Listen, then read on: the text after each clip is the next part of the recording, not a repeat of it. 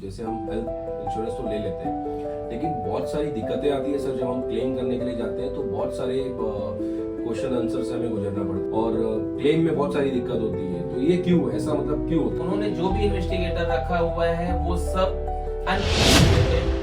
Condition data check करता है। जो इन्वेस्टिगेटर हमारे पास आता है वो मेडिकल फील्ड से बिलोंग नहीं करता है। एजुकेटेड लेकर आए, वो ट्रेंड होते हैं, ना कि एजुकेटेड होते हैं। मेडिकल फील्ड में आके डॉक्टर आता है।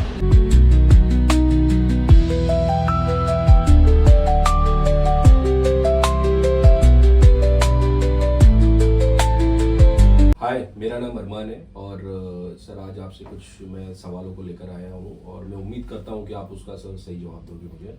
तो ये हेल्थ इंश्योरेंस को लेकर सर बहुत सारे मेरे मन में सवाल हैं कि जैसे हम हेल्थ इंश्योरेंस तो ले लेते हैं, लेकिन बहुत सारी दिक्कतें आती है सर। जब हम क्लेम करने के लिए जाते हैं तो बहुत सारे क्वेश्चन आंसर से हमें गुजरना पड़ता है। तो थोड़ा उसके बारे में सर आप जानकारी देंगे? मैं सर देखिए, मैं डॉक्टर अतुल, आज हम लोग डिस्कस करते हैं कि हेल्थ पॉलिसी कैसे लेनी चाहिए, कब लेनी चाहिए और क्यों लेनी चाहिए।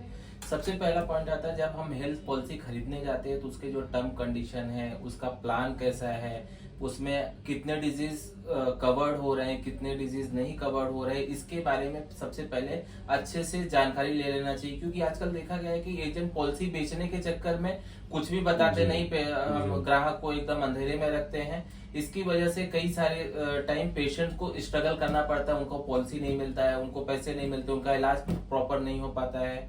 सब बहुत ध्यान देने वाली चीजें हैं सर। ये स्टेटमेंट से तो मैं एग्री करता हूँ। हम काफी जब हेल्थ इंश्योरेंस की हम पॉलिसी लेते हैं तो जो टर्म्स एंड कंडीशन तो हम पढ़ते भी नहीं है, हम साइन कर देते हैं, ये तो मैं समझता हूँ। लेकिन जब हमने हेल्थ इंश्योरेंस पॉलिसी ले ली है, जब हम एक हॉस्पिटल में जब एडमिट हो जाते हैं तो बहुत सारी दिक्कतों का सामना करना पड़ता है सर। बहुत कॉल्स आते हैं, उनके मैसेज आते हैं, ओटीपी दो, और क्लेम में बहुत सारी दिक्कत होती है। तो ये क्यों, ऐसा मतलब क्यों होता है सर? सर इसका एक नेगेटिव पॉइंट है और कुछ पॉजिटिव पॉइंट्स हैं। सबसे पहले जो हमारे को फोन आता है, इन्वेस्टिगेटर्स आते हैं और जो क्लेम की जानकारियां लेने के लिए कंपनी आपको बार बार कॉल करती है कि हमको ये कम है, ये चाहिए, वो चाहिए, तो वो उनको अधूरा जानकारी रहता है, इसलिए वो लोग आपको क्वेरी करते हैं कि आप ये डॉक्यूमेंट दो, ये दो, ये दो। लेकिन इसमें जो निगेटिव फॉल्स पॉइंट है, जो हमारी कंपनियां इंडिया में चल रही हैं, चाहे वो बजाज हो, चाहे मेडियासिस्ट हो, चाहे कोई भी कंपनी आप ले लीजिए, उन्होंने जो भी इन्वेस्टिगेटर रखा हुआ है वो सब अनएजुकेटेड और 12 बीएससी बीए ये सब करके। सर माफी चाहता हूँ, मैं आपको रोकना चाहूंगा। ये क्या, इसके बारे में बताएंगे थोड़ा सा डीप में कि मैं भी हमारे यूट्यूब चैनल के माध्यम से और लोगों को मैं पहुंचाना। इन्वेस्टिगेटर क्या होता है सर? ये क्या? सर इन्वेस्टिगेटर का काम सिर्फ इतना होता है कि जब आप एडमिट होते हो हॉस्पिटल में, तो जब हॉस्पिटल आपका पॉलिसी इंटीमेट करता है कंपनी को कि एक्स पेशेंट हमारे पास एडमिट है, उनको ये डिजीज है, तो इंश्योरेंस कंपनी क्या करती है कि एक एजेंसी हायर करती है जो कि इन्वेस्टिगेट करती है पेशेंट हॉस्पिटल में कब एडमिट हुआ, कैसे एडमिट हुआ, उसको क्या रीजन है, उसके ब्लड रिपोर्ट्स क्या है, ये सब जानकारी लेने के लिए वो अपना एक एम्प्लॉय भेजता है। वो थर्ड पार्टी होती है। यस, वो थर्ड पार्टी होती है और वो जो एम्प्लॉय आता है वो उसका सिर्फ काम होता है कि पेशेंट से मिलना, पेशेंट का डॉक्यूमेंटेशन करना, पेशेंट से क्वेश्चन करना कि आपको क्या हुआ था, कब हुआ था, कैसे, ना कि उनको डॉक्टर बनने का कोई अधिकार दिया जाता है। लेकिन आजकल देखा गया कि जो भी इन्वेस्टिगेटर आते हैं वो खुद ही एमडी बन के आते हैं कि आपको ये इंजेक्शन चल रहा है तो क्यों चल रहा है, ये डिजीज है तो क्यों है, आप क्यों एडमिट हुए हो, यही हॉस्पिटल में क्यों एडमिट हुए हो। ये उनका काम नहीं है। उनका सिर्फ काम है पेशेंट देखना, ब्लड रिपोर्ट चेक करना, उनका फाइल देखना और पॉलिसी देखना, उनका आइडेंटिटी कार्ड देखना, उसके बाद उनका काम खत्म हो जाता है। लेकिन सर काफी बार कैसे होता है कि आप देख रहे हो कि जो अनएजुकेटेड लोग हैं वो जब हेल्थ इंश्योरेंस की पॉलिसी जब क्लेम कराने जाते हैं तो उनसे कहा जाता है कि नहीं, आपका 50% ही क्लेम होगा, आपका 60% ही क्लेम होगा, या फिर आप पहले पे कर दीजिए, कैशलेस नहीं होगा। तो ये सारी जो दिक्कतें आती है सर, तो इसका सोल्यूशन क्या है और ये क्यों हो रहा है सर? पहली बात ये है कि जो भी आपकी पॉलिसी है आपको हमेशा आपके नेटवर्क हॉस्पिटल में ही एडमिट होना पड़ेगा। और कुछ पॉलिसीज का ऐसा है कि उसमें कैपिंग होता है कि आपको लाइक 90% कंपनी पेड करेगी, 10% आपको देना है। किसी किसी पॉलिसी में 20%, 25% तक का भी होता है। लेकिन इसमें हंसने वाली बात यह है कि जो इनकी टर्म कंडीशन डाटा चेक करता है, जो इन्वेस्टिगेटर हमारे पास आता है, वो मेडिकल फील्ड से बिलोंग ही नहीं करता। ये लोग क्यों उनको हायर करते हैं, क्यों उनको भेजते हैं हॉस्पिटल का। तो आपका साफ कहना है कि ये जो है ये थर्ड पार्टी है, ये थर्ड पार्टी है। फॉर एग्जाम्पल 0% मेडिकल नॉलेज रहता है। जो भी उनके Okay. इन्वेस्टिगेटर हमारे यहाँ विजिट करते हैं, उनके पास डॉक्टर्स होंगे, वो हम नहीं जानते, बट जो हमारे पास आता है वो मेडिकल फील्ड का एकदम 0% पढ़ा हुआ बंदा आता है, जिसको 0% नॉलेज होता है मेडिसिन के बारे में, इन्वेस्टिगेशन के बारे में, ब्लड फाइंडिंग के बारे में या पेशेंट फाइंडिंग के बारे में। सो सर, ये ऐसी अगर हमें दिक्कत आ रही है तो हमें क्या सावधानी बरतनी चाहिए, हमें कैसे हमारा जो क्लेम है वो रिजेक्ट ना हो, इसके लिए हमें कैसे ध्यान देना होगा? सर, आपका डॉक्यूमेंटेशन क्लियर होना चाहिए, हॉस्पिटल का डॉक्यूमेंटेशन क्लियर होना चाहिए, आपके जो इन्वेस्टिगेशंस है उसका प्रॉपर सिस्टमेटिक रूप से कंपनी को पहुंचाना चाहिए। और जो टीपीआर जो हम आपका बीपी लेते हैं, जो आपका टीपीआर चार्टिंग होता है, उसको प्रॉपर तरीके से कंपनी को पहुंचाना चाहिए।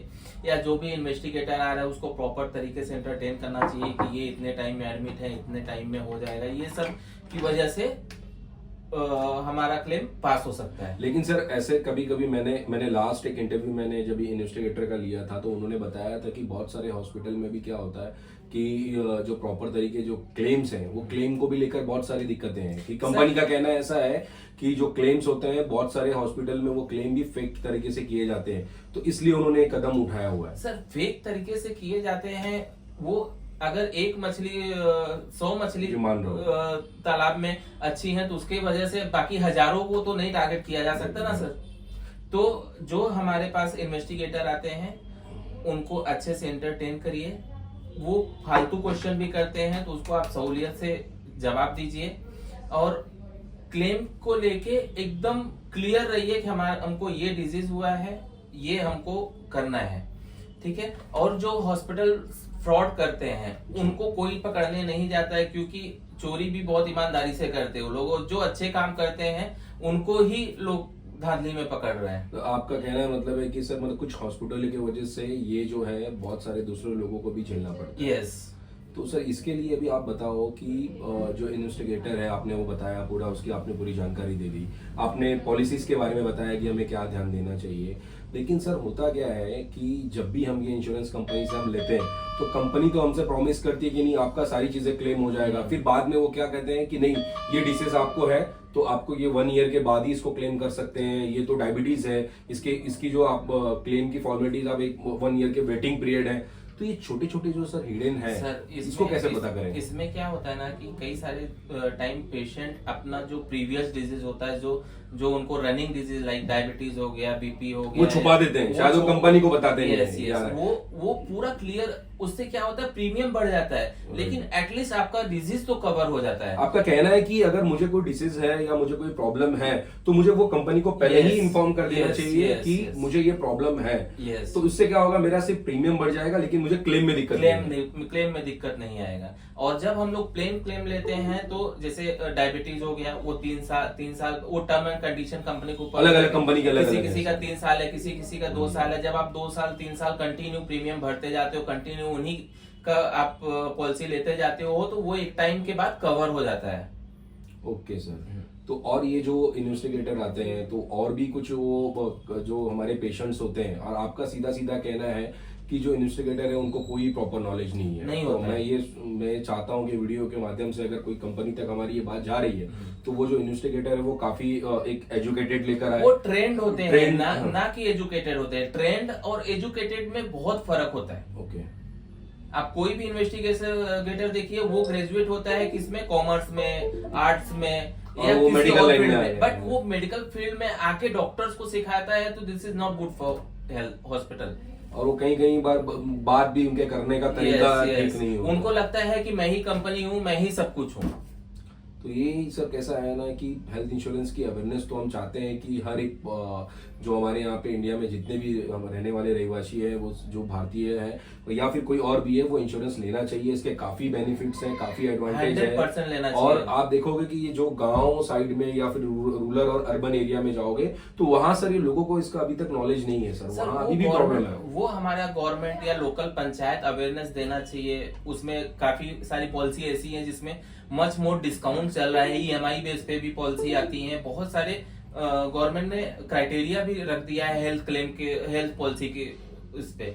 तो आप गांव में भी, शहर हो या कहीं भी हो, हेल्थ पॉलिसी एकदम कंपलसरी हो गया है हमारे लाइफस्टाइल में। तो सर ये पॉलिसीज में जो रूम बेड जो होते हैं उसके क्या मैक्सिमम तक हम किसी भी तरह का बेडरूम जो होता है, जो एक आईसीयू है, ये सारी की सारी चीजें, जो सारी चीजें कवर हो जाती है आपके हिसाब देखिए, से? हर पॉलिसी का एक क्राइटेरिया होता है।